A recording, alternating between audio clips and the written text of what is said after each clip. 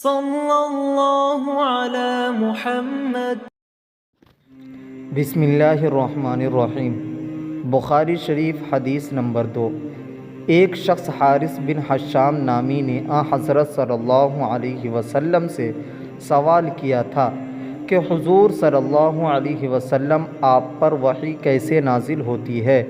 آپ صلی اللہ علیہ وسلم نے فرمایا کہ وحی نازل ہوتے وقت کبھی مجھ کو گھنٹی کی سی آواز محسوس ہوتی ہے اور وحی کی یہ کیفیت مجھ پر بہت شاق گزرتی ہے۔ جب یہ کیفیت ختم ہوتی ہے تو میرے دل و دماغ پر اس فرشتے کے ذریعے نازل شدہ وحی محفوظ ہو جاتی ہے، اور کسی وقت ایسا ہوتا ہے کہ فرشتہ بشکل انسان میرے پاس آتا ہے اور مجھ سے کلام کرتا ہے، پس میں اس کا کہا ہوا یاد رکھ لیتا ہوں۔